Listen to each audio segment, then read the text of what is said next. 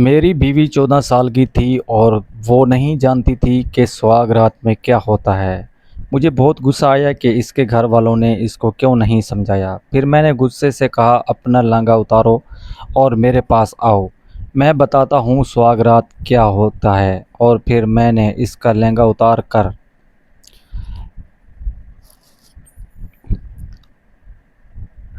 میرا نام شیراز ہے اور میں 25 سال کا نوجوان تھا۔ میری زندگی ایک سیدھی سادی لکیر کی طرح چل رہی تھی، لیکن اس لکیر میں کہیں بھی میری مرضی شامل نہیں تھی۔ میں سمجھتا تھا کہ جو جوانی کا مطلب ہوتا ہے وہ خود فیصلے کرنا، اپنے خوابوں کے مطابق زندگی بنانا، مگر میرے حالات ایسے تھے کہ یہاں میرا نام تو شیراز تھا مگر میری زندگی پر حکم صرف دوسروں کا چلتا تھا۔ میرے لیے اب لڑکی تلاش کی گئی تو بس ایک ہی معیار رکھا گیا کہ وہ اپنے ساتھ کتنا جہیز لا سکتی ہے۔ میں حیران رہ گیا کہ میرے کردار کو، میرے اصولوں کو، میری پسند کی کسی ایک لمحے کے لیے بھی ہمت نہیں دی۔ سب کی نظریں اس بات پر ٹکی تھیں کہ کون سا گھر زیادہ سامان لا دے گا اور کون سی لڑکی کے خاندان سے زیادہ فائدہ اٹھایا جا سکتا ہے۔ آخرکار وہی خاندان جیتا جو سب سے بڑا لاج دکھائی دیا۔ لوگوں نے وعدہ کیا کہ وہ سب کچھ دیں گے، فرنیچر سے لے کر قیمتی سامان تک، اور یوں فیصلہ ہو گیا کہ میں اس گھر کی لڑکی سے شادی کروں گا۔ پورے خاندان میں ایک ہی واحد جوان لڑکا تھا۔ پپو کی 2 بیٹیاں تھیں، چاچو کی 3 بیٹیاں تھیں، ماموں کی 1 بیٹی تھی، خالہ کی کوئی تھی نہیں، اور اوروں کی تو مجھ پر جان چھڑکتے تھے جیسے میں کوئی انمول چیز ہوں، جیسے ہر کوئی حاصل کرنا چاہتا ہے۔ ہم لوگ صرف انہی 4 خاندان کے قریب رہتے تھے، ماموں، چاچو، پھپھو اور خالہ، یہی لوگ ہمارے اپنے سمجھے جاتے تھے۔ باقی خاندان والوں سے بس سلام دعا تک ہی بات رہتی تھی۔ شادی بیاہ ہو یا کسی خوشی اہم، وہاں کم ہی جاتے تھے، لیکن اگر کوئی دنیا سے چلا جاتا تو افسوس کرنے ضرور چلے جاتے تھے۔ ایسا نہیں تھا کہ ہم بڑے لوگ تھے، بلکہ انا اور دکھاوے کی حد تک تعلق رکھا جاتا تھا۔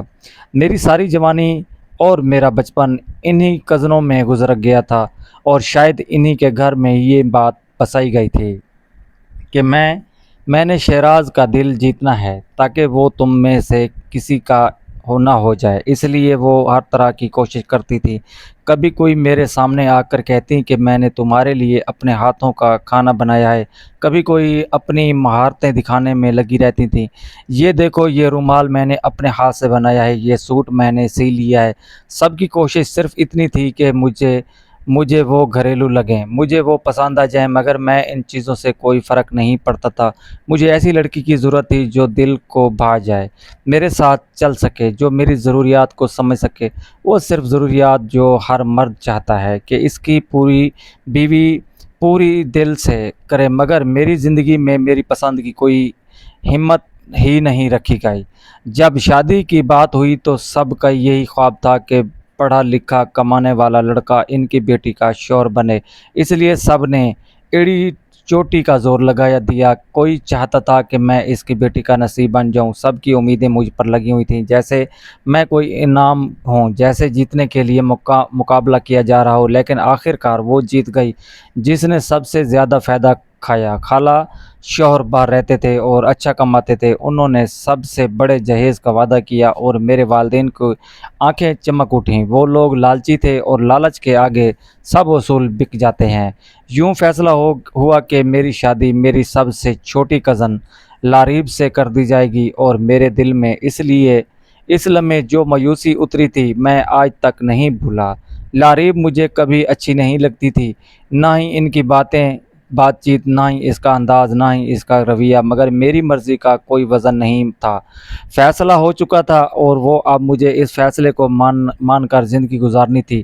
ماں باپ سے میں نے اتنا ہی کہا تھا کہ اگر میری شادی خاندان میں ہی کرنی تھی تو پھر پھپھو کی بیٹی سے کر دیتے، مگر میری ماں کو پھپھو کی بیٹی ہمیشہ سے زہر لگتی تھی۔ مجھے معلوم تھا کہ فیصلہ آخر میری ماں کا ہی ہونا تھا۔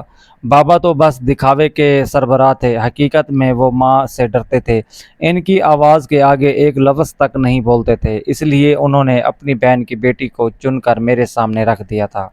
اور یوں فیصلہ پکا کر دیا کہ میں نے یہ بات چیت اٹھائی تو بابا نے صاف کہا کہ اب کچھ نہیں ہو سکتا، پیسے خرچ ہو چکے ہیں، لاریب کے گھر والوں نے وعدے کر دیے ہیں، انہیں انکار کرنا ممکن نہیں۔ انہوں نے مجھے سمجھانے کے نام پر ڈانٹا ہی ڈانٹ سنائی، تیرا مسئلہ کیا ہے؟ لڑکی میں کیا خرابی ہے؟ لنگڑی ہے کیا؟ انہیں نہیں لولی ہے کیا؟ نہیں نابیری ہے، گونگی ہے، بول نہیں سکتی، کیا مسئلہ ہے؟ پھر میں نے دھیمے لہجے میں کہا کہ یہ بات نہیں ہے، لیکن وہ بہت کم عمر ہے، میں اسے پسند نہیں کرتا۔ بابا ہنسے جیسے میں کوئی مذاق کر رہا ہوں۔ لوگ مرتے ہیں کم عمر لڑکی سے شادی کرنے کے لیے اور تجھے تکلیف ہو رہی ہے؟ کم عمر لڑکی کا دماغ کچی مٹی کی طرح ہوتا ہے، جس طرف چاہو ڈھال دو وہ ہو جاتی ہے۔ پھر وہ بولے اکلوتی بیٹی ہے، وہ اس کے باپ باہر رہتے ہیں ملک کے باہر، کل تو وہ باہر چلا جائے گا، تیری قسمت کھل جائے گی۔ میں نے کہا کہ اچھا مجھے دور بھیج دیں گے تو دنیا میں ایک ہی میں ہوں کہ کیا میں نے قصور کیا ہے، مجھے کیوں دھکیل رہے ہیں؟ وہاں بابا نے میری بات بالکل نہیں سنی، وہ بولے کہ دور بھیجیں گے تو کیا سینے سے لگا کے رکھیں گے؟ ادھر تیری نوکری اچھی ہے لیکن پاؤنڈ کی کمائی تو نہیں کر رہا، باہر کمائی کچھ اور ہی ہوتی ہے، تو جانتا بھی نہیں کہ اس کا مطلب کیا ہے۔ ساری زندگی بدل جاتی ہے، صرف میری نہیں بلکہ سب کی، اور سب سے زیادہ تیری اپنی۔ میں نے پوچھا کہ کیا بات؟ سب کچھ دولت ہوتی ہے، انسان کی خوشی، انسان کی مرضی، کسی کی ہمت نہیں۔ بابا نے وہ بات کہی جو آج تک میرے دل میں کھیل کر رہا پوسیت۔ انہوں نے کہا کہ ہاں یہی ہوتا ہے، دولت ہی سب کچھ ہے، اور یہ بات جس کی جتنی جلدی سمجھ آ جاتی ہے وہ اتنا ہی کامیاب ہوتا ہے۔ جو لوگ رشتوں اور جذبات کو سینے سے لگا کر بیٹھے رہتے ہیں وہ آخرکار ذلیل ہوتے ہیں۔ اس لیے عقل کرو اور چپ چاپ شادی کر لو۔ ماں کے سامنے تو میں ویسے بھی کچھ نہیں بول سکتا تھا، بابا نے بھی میری وکلاس لے لی، میں مزید کچھ کہنے کی ہمت نہ کر سکا، اور یوں میری شادی ہو گئی۔ ایسی شادی جس میں میرے دل کی ایک بھی خواہش شامل نہ تھی۔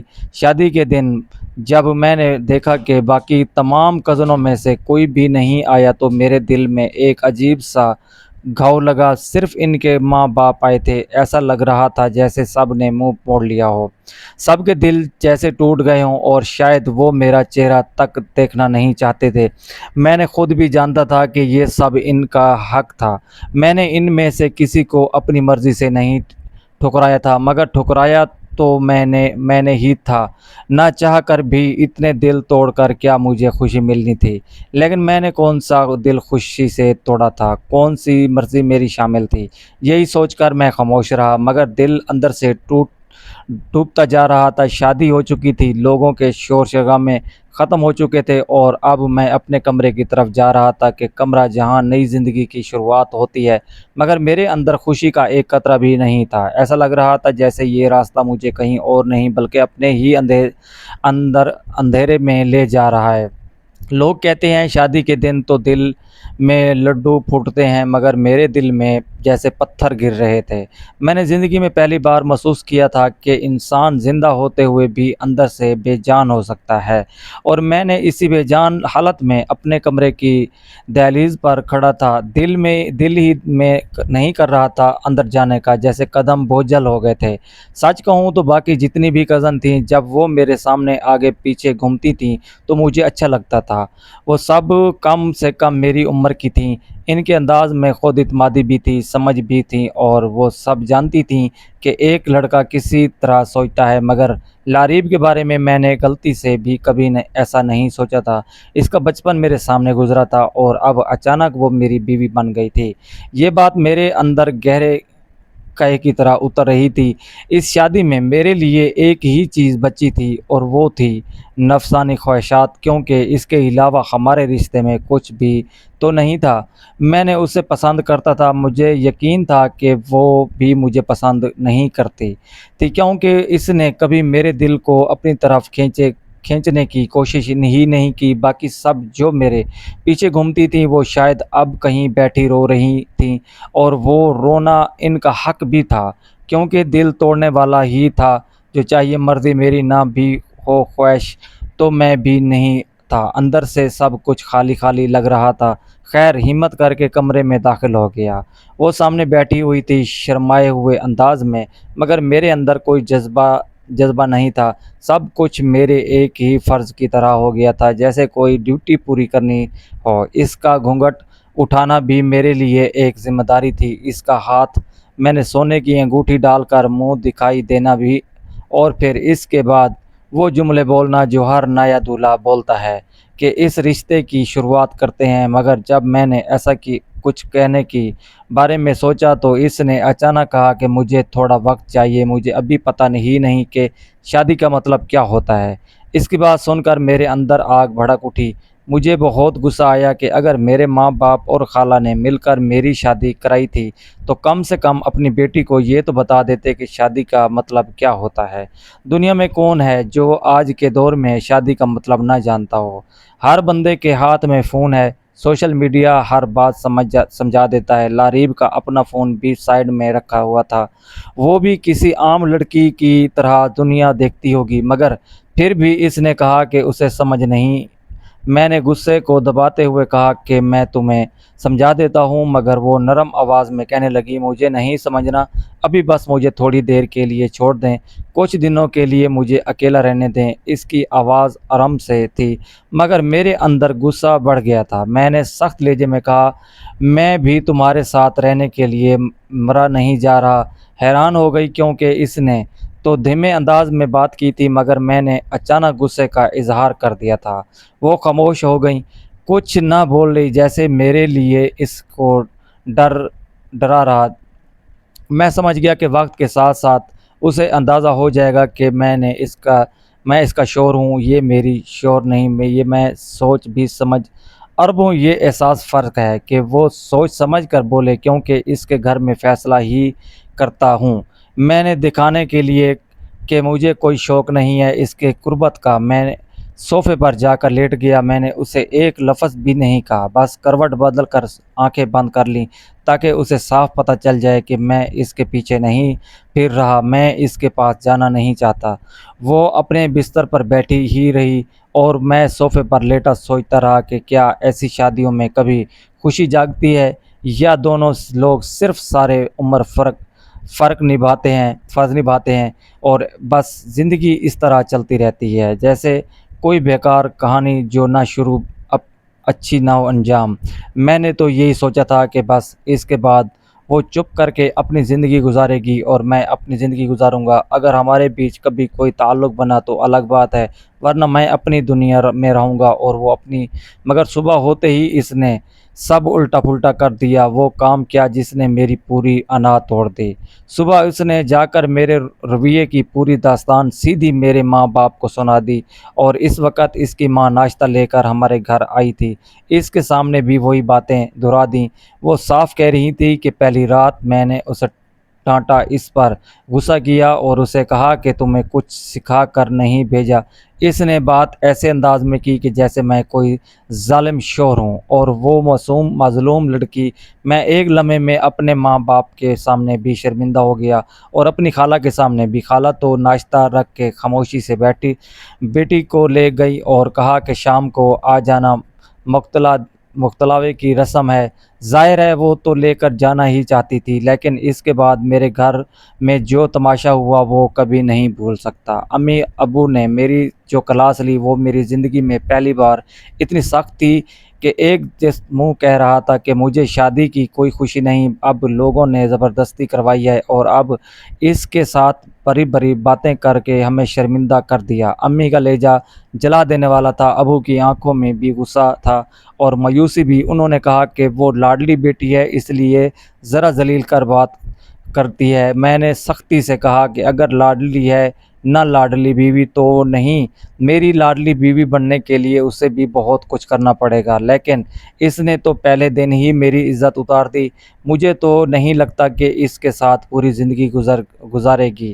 اسے یہ تک نہیں پتہ کہ میاں بیوی کی بات کمرے سے باہر نہیں جاتی۔ امی ابو دونوں مجھ پر برس پڑے، ابھی تجھے اپنی پڑی ہوئی ہے، ابھی بھی اپنے اصولوں میں اس پر تھوپ جاتا ہے، اگر اس لڑکی پر ظلم کیا نہ تو یاد رکھ اسے برا نہیں ہوگا۔ बड़ा सिर्फ होगा। तो मैंने हैरत से कहा कि जुल्म क्या, मैंने कौन सा जुल्म किया? मेरे दिल में तो कुछ था ही नहीं, लेकिन मेरे माँ बाप ने एक बार मेरी भी बात नहीं सुनी। हर लफ्ज़ में मियाँ सिर्फ बीवी की बात इसका साथ कमरे से दिया, बाहर जैसे नहीं मेरा जाती। बेटा होना कोई गुनाह हो। अम्मी अब्बू दोनों मुझ पर बरस पड़े। अभी भी तुझे अपनी पड़ी हुई है, अभी भी अपने असूल और इस पर थोपना चाहता है। अगर इस लड़की पर जुल्म किया तो याद रख, उससे बुरा कोई नहीं होगा, बड़ा सिर्फ तो होगा। मैंने हैरत से कहा कि अगर जुल्म क्या, मैंने कौन सा जुल्म किया? मेरे दिल में तो कुछ था ही नहीं, लेकिन मेरे माँ बाप ने एक बार भी मेरी बात नहीं सुनी। हर लफ्ज़ में मैं सिर्फ इसका साथ दिया, जैसे मेरा बेटा होना कोई गुनाह हो। इनका अंदाज़ बता रहा था कि ये चाहे गलती इसकी होती तब भी लाडली बेटी का साथ ही दिया जाता। अब मुझे यकीन हो गया कि वो लड़की कितनी अजीब है। एक दिन की शादी में घर का माहौल बदल दिया, पूरा फसाद डाल दिया था। शाम हुई तो बाबा ने हुक्म दिया कि उठ जाओ, उसे लेकर आओ। रस्म है वहाँ पर सब के साथ खाना खाओगे और फिर इज़्ज़त से उसे अपने साथ वापस लाना है। और ख़बरदार, जो वहाँ मुंह बनाकर बैठे रहे, तुम्हारी हर बात की खबर हमें मिलेगी। मैंने गुस्से से कहा कि ठीक है। साथ ही ज़फ़र, क्या मैं ये भी पूछ लीजिएगा कि मैंने कितने निवाले खाए और कितनी दफ़ा सांसें ली? बाबा ने सख्ती से कहा कि बकवास बंद कर, दफ़ा हो जाओ। और वहाँ जाकर कहा, मैं शाम को अपनी ना समझ सी बीवी को लेने गया। वो अपने घर वालों के दरमियान बैठी थी। मैंने खाला से भी माफ़ी मांगी। मैंने कहा कि ऐसी बात नहीं है, मैंने कुछ बुरा नहीं किया। उन्होंने सख्त लहजे में कहा कि मैं तुमने से बाद में बात करूंगी, अभी उसे ले जाओ। इनके लहजे से साफ लग रहा था कि वो नाराज़ थी। खाला ने जाते वक्त मुझे कपड़े, जूते, फल फ्रूट और कुछ पैसे भी दिए थे। मैं न लेने से इनकार किया, क्योंकि दिल में पहले ही लड़की को ले जाने का बोझ था। मगर खाला ने कहा कि ये रस्म है, उसे मुकम्मल होना चाहिए, इसलिए मुझे सब लेना पड़ा। घर वापस आकर मैंने इससे एक लफ्ज़ तक नहीं कहा। न अच्छा बुरा खाना हम वहाँ खा कर आए थे। वो अपने बिस्तर पर जाकर सो गई, मैं सोफ़े पर आकर लेट गया। हम दोनों एक ही घर में थे, मगर दोनों एक दूसरे से कुर्सी दूर तक, जैसे सिर्फ दो जिस्म एक छत के नीचे रख दिए गए हों और इनके दरमियान कोई भी रास्ता ना हो। यूं हमारी शादी को दूसरा दिन भी खामोशी से और बोझ गया तरह गुजर गया। लारीब की ज़िंदगी घर के अंदर बिल्कुल अलग थी और मेरे साथ बिल्कुल अलग। इसके रवैये को देखकर मैं अक्सर हैरान रह जाता था। वो सुबह उठती तो सबसे पहले मेरी माँ के साथ बैठ जाती और इनके साथ घुल मिल कर बातें करती, कभी कभी हंसी मजाक करती, जिस पर मेरी माँ भी मुस्कुरा देती। और कभी कभार मेरी माँ उसे नसीहत भी कर देती। वो धीमे अंदाज में इनकी बातें सुनती और मान जाती। इसकी ये बातें सुनकर मुझे अंदर से अजीब सा एहसास होता था कि ये लड़की मेरी नहीं बल्कि सबकी है, जैसे इसका दिल हमारे घर के हर कोने में बट गया हो। बाबा के साथ भी इसका रवैया बिल्कुल हल्का फुल्का और खुशगवार होता था। कभी कभी वो मजाक कर देती और बाबा हंसी से उसे प्यार से डांट देते। वो सब कुछ बड़े आराम से करती, जैसे इसे बिल्कुल भी पता ना हो कि घर में एक शौहर भी है जो इसके बराबर बैठा है। वो सुबह जब जागती तो बाज़ार भी माँ के साथ जाती, कभी कोई चीज़ लेने चली जाती, कभी सब्ज़ी या फल का इंतज़ाम करती, कभी कपड़ों के लिए जाती और वापस आकर सब कुछ तरबियत दे देती। इसके साथ इसके हाथ से जो भी काम होता, मैंने देखा कि वो थोड़ा बहुत चाय बना लेती, कभी सीख बना देती, कभी सिर्फ महारत दिखाने के लिए हाथ लगाती, लेकिन वो सब कुछ इस तरह करती जैसे ये कोई खेल हो या रट लगाने जैसा अमल हो। मेरे लिए ये सब बिल्कुल मामूली सा लगता था। अक्सर सोचता था कि ये लड़की घर में तो ठीक है, सबके साथ खुश रहती है, काम करती है और सबकी खुशी के लिए कुछ ना कुछ करती रहती है, लेकिन मेरे दिल में इसका रवैया बिल्कुल नॉर्मल होता। मुझे कभी भी ये एहसास नहीं होता था कि वो मेरी बीवी है। वो मुझे कभी किसी तरह का एहतराम या कुर्बत नहीं देती, बल्कि बस اسے لگتا تھا کہ میں وہاں بیٹھا ہوں اور وہ بھی وہاں بیٹھی ہے، دونوں ایک ہی چھت کے نیچے مگر ایک دوسرے کی دنیا میں نہیں ہیں۔ یہ سوچ کر میں اکثر دل ہی دل میں پریشان ہو جاتا تھا کہ آخر اس کو یہ سمجھانا کہ شادی کیا چیز ہے اور میاں بیوی کے درمیان تعلق کس طرح کا ہوتا ہے کام بہت مشکل ہے، کیونکہ اسے شاید یہ بات معلوم ہی نہیں کہ شادی کا مطلب صرف ایک کمرے میں رہنا اور ایک بستر پر سونا نہیں ہوتا۔ میں روزانہ اسے دیکھ کر سوچتا تھا کہ آخر میں نے شادی کیوں کی تھی؟ کیا واقعی میں نے اپنی مرضی کے بغیر یہ رشتہ قبول کر لیا تھا اور کہا یہ رشتہ بس ظاہری چیزوں کے لیے ہے، یا پھر کچھ بھی حقیقی نہیں ہے؟ میں اکثر اپنے دل سے یہ سوال پوچھتا کہ اگر یہی حال رہا تو میری زندگی کس طرف جائے گی؟ کیا میں بس اپنی خواہشات کو دبائے رہوں گا یا پھر کوئی اور راستہ نکالنا پڑے گا؟ میرے لیے یہ سوچنا بھی مشکل ہو گیا تھا کہ یا تو میں کسی اور کے ساتھ چکر چلا لوں یا پھر بس اسی طرح اپنی زندگی گزارتا رہوں جیسے اب گزر رہی ہے۔ لاریب کی ہر رات، ہر حرکت، ہر ہنسی مجھے یہ احساس دلاتی تھی کہ وہ اس رشتے کو صرف ایک رسمی سمجھتی ہے، اسے شادی کے اصل مطلب سے کوئی سرکار نہیں ہے۔ اسے صرف یہ پتہ ہے کہ اب اس کا ایک شوہر ہے اور اب وہ ایک کمرے میں ایک بستر پر میرے ساتھ رہے گی، باقی سب کچھ اسے سمجھ نہیں آ رہا اور نہ ہی دلچسپی تھی۔ میں اکثر اپنے دل میں سوچتا تھا کہ یہ لڑکی اپنے گھر والوں کی لاڈلی ہے مگر میری لاڈلی بیوی نہیں۔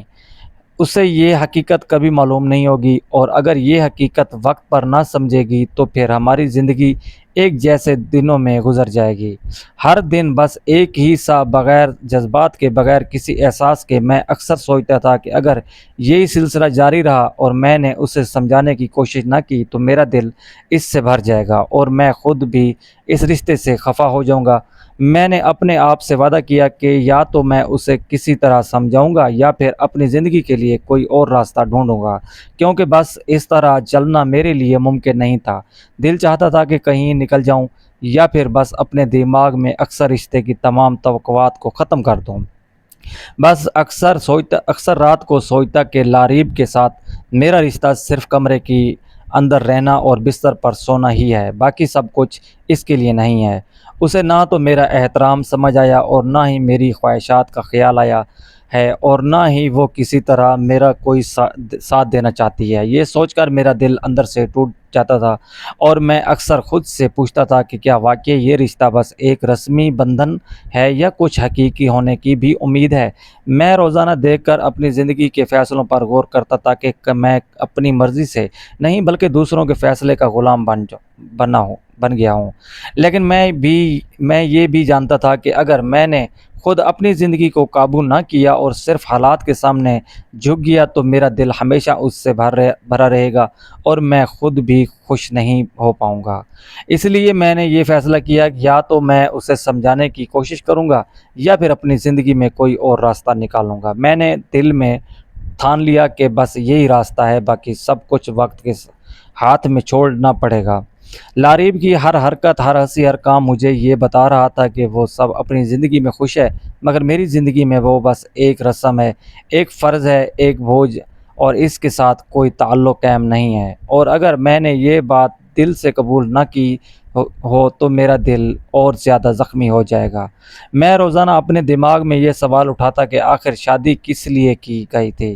اگر صرف کمرے کے اندر رہنا اور بستر پر سونا ہی مقصد ہے تو یہ رشتہ واقعی کیا ہے؟ میں اکثر سوچتا کہ اگر کوئی سلسلہ جاری رہا اور میں نے کچھ نہ کیا تو یا تو میرا دل اس سے بھر جائے گا اور میں خود بھی اس رشتے سے خفا ہو جاؤں گا اور میری زندگی صرف رسمی اور دکھاوے کے درمیان رہ جائے گی۔ میں نے دل ہی دل میں فیصلہ کیا کہ بس یا تو میں اسے کسی طرح سمجھاؤں گا اور یا تعلق کے حقیقی بنانے کی کوشش کروں گا یا بس اس طرح اپنی زندگی گزارنے پر مجبور ہوں گا، کیونکہ اس کے علاوہ میرے پاس اور کوئی راستہ نہیں تھا۔ لاریب میری ماں کے ساتھ بیٹھتی، باتیں کرتی، بابا کے ساتھ ہنسی مذاق کرتی، بازار جاتی، کام کرتی، تھوڑا بہت سینگ اور چائے بنا لیتی، مگر میرے ساتھ اس کا رویہ ہمیشہ نارمل رہتا، جیسے وہ سمجھتی کہ میرا اس سے کوئی تعلق ہی نہیں، بس کمرے کے اندر رہنا اور بستر پر سونا شادی ہے۔ اور روزانہ اس رویے کو دیکھ کر سوچتا کہ یہ رشتہ بس ایک ظاہری بندھن ہے یا کچھ حقیقی ہونے کا بھی امکان ہے۔ میں نے دل ہی دل میں اپنے آپ کو تیار کیا کہ یا تو میں اس سے سمجھاؤں گا یا پھر اس سے اس طرح اپنی زندگی گزاروں گا، کیونکہ بس یہی راستہ بچا تھا میرے لیے۔ دوسری طرف میں نے اپنے ماں باپ کے لیے حیران سا محسوس ہوتا تھا، جن کو ہر بات کا پتہ تھا، لیکن یہ خیال نہیں تھا کہ وہ میری بیوی کو کچھ سمجھائیں گے۔ میں اکثر سوچتا تھا کہ شاید وہ بس رسمی اور دکھاوے کے لیے موجود ہیں، حقیقت میں میری زندگی کی کوئی فکر ان کو نہیں۔ ایک دن جب میں آفس سے گھر واپس آیا تو میری ماں میری بیوی سے بات کر رہی تھی اور وہ کہہ رہی تھی کہ بس اب جلدی سے اس گھر میں ایک چھوٹا سا مہمان آ جائے تو بس یہ فیملی مکمل ہو جائے گی۔ میں جیسے ہی یہ بات سنی میری آنکھیں کھلی کی کھلی رہ گئیں کہ چھوٹا سا مہمان کہ ہم نے آرڈر پہ تیار کروانا تھا اور آن لائن ڈیلیوری کروانی تھی۔ اگر یہ کیا ہو رہا تھا، یہ سب وگ اتنے بے وقوف ہیں یا بن رہے ہیں۔ میں دل ہی دل میں پریشان ہو گیا کہ یہ سب کچھ کس طرح ہو رہا ہے۔ میری بیوی کو شاید اس سب کا کچھ اندازہ بھی نہیں تھا، وہ بس میری ماں کی باتیں سنتی ہنسی کر سر ہلاتی رہیں۔ میں نے سوچا کہ اگر یہ سلسلہ ایسا ہی رہا تو میری زندگی کس حال میں جائے گی۔ میں نے فیصلہ کیا کہ کسی سے بات کر کے کچھ راستہ نکالنا پڑے گا، اور میں اپنے دوست کے پاس گیا اور سب کچھ اسے بتا دیا۔ دوست نے میری پوری بات غور سے سنی اور پھر کہنے لگا کہ اس کا ایک ہی حل ہے، بس اپنی بیوی کو لے کر میرے گھر آ جاؤ، وہ اپنی بیوی کو ساتھ رہ کر سب کچھ سکھائے گی۔ 3 ملاقاتوں میں اس کی پوری سمجھ درست ہو جائے گی اور درمیان دو میاں بیوی کے رشتے کو صحیح طریقہ سمجھ آ جائے گی۔ یہ مشورہ سن کر مجھے بھی دل تھوڑا مطمئن ہوا۔ میں نے سوچا کہ شاید یہی سب سے بہترین راستہ ہے اور اسے تھوڑا وقت دے کر میں اپنی پریشانی کم کر سکتا ہوں۔ میں نے اپنی ماں سے کہا کہ میرے دوست نے شادی کی دعوت دی ہے تو ہم لوگ چلیں گے، تو ماں نے کہا کہ سارے لوگ چلیں گے؟ میں نے کہا نہیں، بس ہم لوگ جائیں گے۔ ماں نے پوچھا کیوں، تیرا دوست کنجوس ہے؟ میں نے کہا کہ نہیں، بس ہمارے ہی بس یہ پروگرام بنایا ہے۔ ماں نے آخرکار کہا ٹھیک ہے، اور یوں ہم لوگ تیار ہو گئے۔ میں نے اپنی بیوی کو اپنے دوست کی بیوی کے ساتھ کمرے میں چھوڑ دیا، خود میں دوست کے ساتھ بیٹھک میں بیٹھ گیا۔ وہاں ہم نے کھانا بھی الگ الگ کھایا کیونکہ اس کے گھر میں تھوڑا پردہ کا ماحول تھا۔ میں باہر بیٹھا تھا مگر دل میں سب کچھ گھوم رہا تھا، آخر کب میری بیوی کو سمجھ آئے گی۔ جب لارب وہاں سے واپس آئی تو وہ میرے سامنے آئی اور کہنے لگی کہ آپ بستر پر آ کے کیوں نہیں سوتے؟ اب اتنے دنوں سے صوفے پر کیوں سو رہے ہیں؟ میں نے سوچا کہ یہ چھوٹی سی بات بھی اس کے لیے عجیب سی، پہلے تو اس نے یہ بات بھی نہیں کی تھی۔ بستر پر جا کر لیٹنا قبول کر لیا۔ ہم دونوں کے درمیان کچھ نہیں ہوا، لیکن مجھے یہ محسوس ہوا کہ شاید اسے تھوڑی بہت سمجھ آ رہی ہے۔ یہ سب کچھ دیکھ کر دل میں ایک چھوٹا سا سکون سا آیا۔ مجھے لگنے لگا کہ اب شاید اس کو یہ بات پتہ چلنے لگی ہے کہ میاں بیوی کا رشتہ صرف ایک کمرے میں رہنا اور بستر پر سونا نہیں ہوتا، بلکہ اس کا مطلب اور بھی کچھ ہوتا ہے۔ اس کے بعد میں نے دوبارہ فیصلہ کیا کہ اسے تھوڑا اور سمجھانا پڑے گا۔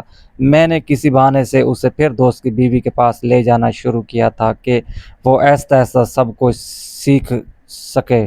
پہلی ملاقات میں وہ صرف دیکھتی رہی، دوسری میں تھوڑی باتیں سننے لگی، تیسری ملاقات میں اس نے خود کہا کہ وہ نرمین آپی سے ملنے جانا چاہتی ہے، وہ بہت اچھی ہیں۔ میں نے کہا چلتے ہیں، اور واقعی وہاں 2-3 ملاقاتوں میں میری بیوی نے سب کچھ سمجھنا شروع کر دیا۔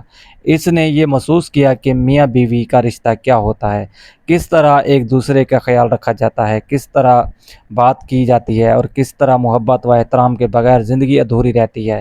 میں نے اندر سے محسوس کیا شاید یہ سب کچھ اتنا مشکل نہیں تھا، بس وقت اور صحیح رہنمائی کی ضرورت تھی۔ میری بیوی جو پہلے بس رسمی طور پر گھر کے اندر سب کے ساتھ ہنستی تھی، کام کرتی رہتی تھی، اور اب تھوڑا سمجھنے لگی تھی کہ میاں بیوی کا رشتہ صرف رسمی نہیں ہوتا بلکہ یہ دونوں کے دلوں اور سوچوں سے جڑا ہوتا ہے، اور یہ خیال مجھے مطمئن کرنے لگا کہ شاید میری زندگی میں تھوڑا سکون آنے والا ہے۔ 2-3 ملاقاتوں کے بعد وہ خود ہی مختلف انداز میں بات کرنے لگی اور یہ سمجھنے لگی کہ میاں بیوی کے رشتے میں کیسے رویے ہونے چاہیے۔ یہ سب دیکھ کر مجھے یقین ہوا کہ وقت اور صبر کے ساتھ میں اپنی زندگی کو صحیح سمت پر दे सकता हूँ। और अब मैं मुतमईन था कि शायद मेरी बीवी को भी वो सब कुछ समझ आ रहा है जो पहले उसे मालूम नहीं था, और अब वो आहिस्ता आहिस्ता अपनी ज़िंदगी पर अपनी जगह पर और मेरे साथ ज़िंदगी गुजारने के लिए तैयार हो रही थी। ये सिलसिला इस तरह चलता रहा। रोज़ाना उसे देखता कि किसी तरह आहिस्ता आहिस्ता वो समझ रही है, और मैं भी अपनी ज़िंदगी में थोड़ा सुकून महसूस करने लगा कि शायद अब हम दोनों के दरमियान सिर्फ़ कमरे के अंदर रहने की रस्म नहीं बल्कि एक हकीकी रिश्ता कायम हो सकता है, जो दोनों के लिए आसान और काबिल बर्दाश्त हो जाएगा। मैंने दिल ही दिल में सोचा कि बस सब्र और वक्त दोनों की ज़रूरत है, और बाकी सब चीज़ें खुद ब खुद ठीक हो जाएंगी। वक्त के साथ साथ मैंने महसूस किया कि लारीब आहिस्ता आहिस्ता सब कुछ समझने लगी। शुरू में तो वो बस रस्मी तौर पर घर के काम करती, माँ के साथ बातें करती, बाबा के साथ हंसी मजाक करती और बाज़ार जाती, मगर मेरे साथ इसका रवैया हमेशा नॉर्मल रहता। ताकि ये रवैया देखकर मैं अक्सर परेशान रहता कि आखिर उसे ये समझ कैसे आएगी कि मैं मियाँ बीवी के रिश्ते में असल मतलब क्या होता है। लेकिन अब मैंने फ़र्क महसूस किया कि थोड़ी थोड़ी बातें सुनती हुई सोचती है वो अब मकसद देखने या सुनने की हद तक नहीं बल्कि गौर कर रही थी कि रिश्ता किस तरह चलता है और एक दूसरे का ख्याल किस तरह रखा जाता है। मैं अक्सर उसे देखकर सोचता कि ये सब कुछ इतना आसान नहीं था। सब कुछ सब्र और दुरुस्त रहनुमाई के बाद मुमकिन हुआ। सब दोस्त की बीवी के साथ मुलाकातें, मेरे सब्र और थोड़ी थोड़ी समझाने की कोशिश, ये सब मिलकर उसे आहिस्ता आहिस्ता समझाने में मदद कर रहे थे। मैंने देखा कि अब वो कभी खुद से सोचती और सवाल करती कि एक मियाँ की ज़िम्मेदारी क्या होती है और एक बीवी के लिए कौन सी चीज़ ज़रूरी है। ये सब देखकर मुझे दिल में सुकून महसूस होने लगा कि शायद अब वो वाकई समझने लगी है। लारीब अब मेरी बातें गौर से सुनती थी और कभी कभार मेरी तरफ देखकर हल्की सी मुस्कुराहट भी दे देती थी, जैसे ये जान रही हो कि वो चीज़ें जो पहले इसने